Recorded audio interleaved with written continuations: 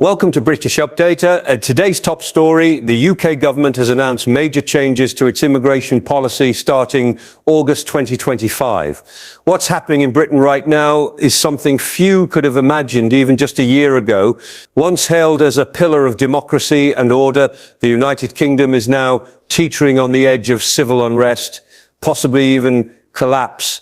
A spark, a wave of discontent in the countryside that has turned into a national rebellion.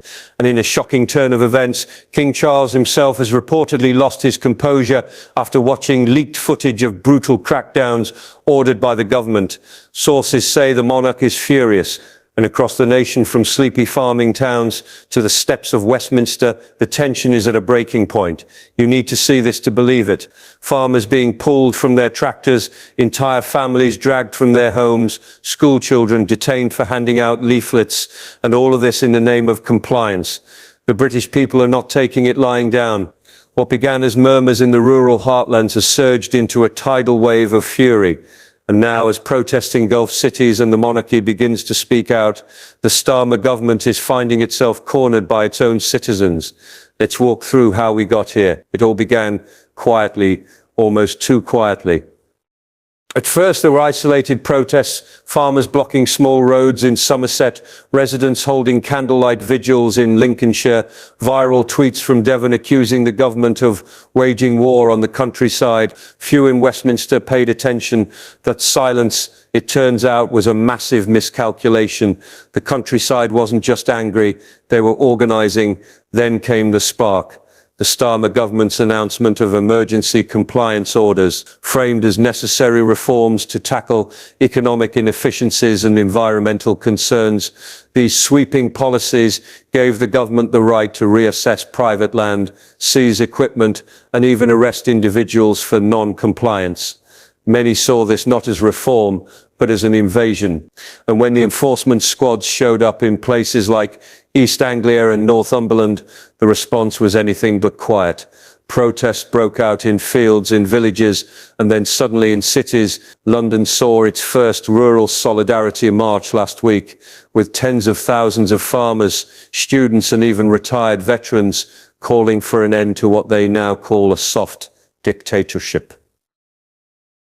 In Manchester, buses were set on fire. In Birmingham, government offices were spray painted with phrases like, "We will not comply," and "Britain belongs to us, not them." The government doubled down. Compliance officers, now commonly referred to by protesters as state enforcers, began conducting raids without warrants.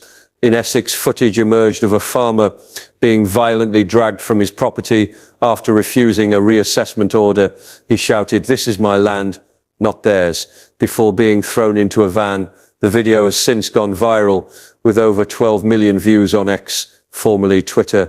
In Dorset, an elderly couple was taken into custody after confronting their local MP at a town hall meeting. Their crime, asking why local taxes had tripled overnight and why they were being forced to register their backyard garden tools with the local council. Their arrest sent shockwaves through the community. These were not radicals. These were grandparents, neighbours, citizens. And then came Shropshire, a chilling moment that ignited national outrage. A 14-year-old schoolgirl, identified only as Sophie, was detained on school grounds after handing out flyers criticising government policy. Her parents say she was interrogated for 3 hours without legal counsel. Sophie's story struck a nerve with parents across the country. If a child handing out leaflets is now a criminal act, people began asking what freedoms are left. The monarchy, long expected to stay neutral, is now visibly shaken. According to palace insiders, King Charles was shown secret footage of enforcement squads storming a farm in Kent. He watched as a farmer was tasered in front of his 2 young sons. In a rare emotional outburst, the king reportedly slammed his hand on the table and shouted, "This is disgraceful. This is not who we are." Royal advisers attempted to calm him, but sources say Charles demanded an immediate audience with Prime Minister Starmer. What happened behind those closed doors is still being pieced together, but leaks from Whitehall suggest it was explosive. For the first time in modern history, the king directly challenged the head of government, accusing him of betraying the nation's values and turning Britain into an authoritarian state. The confrontation was described as tense, emotional, and unprecedented. Meanwhile, the people are responding not with fear, but with fury. Social media is flooded with the hashtag #WeAreBritain, alongside clips of peaceful protesters singing in front of Parliament and dramatic standoffs between farmers and compliance officers. Even members of the police have reportedly begun to question their orders, with some refusing to participate in further raids.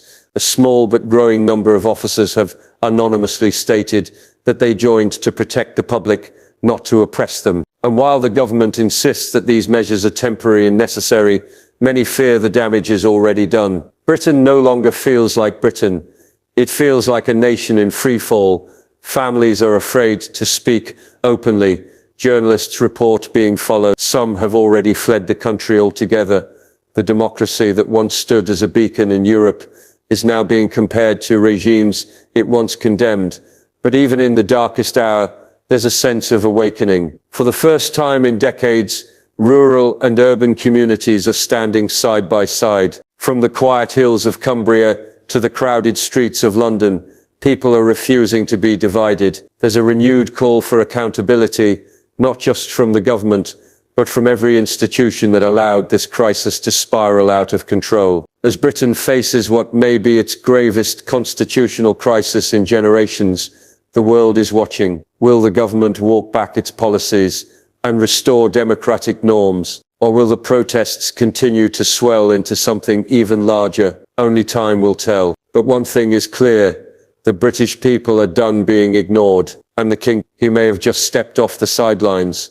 This is no longer about taxes or land rights. This is about identity, freedom, and the soul of a nation. What happens in the coming weeks will define the next century of British history. We will continue bringing you the truth from the ground, no matter how hard it gets. If this report moved you, informed you, or made you ask questions the mainstream media won't, we need your voice. Subscribe now, hit that bell icon, and share this video with everyone you know. Because what's happening in Britain isn't just news, it's a warning to the world.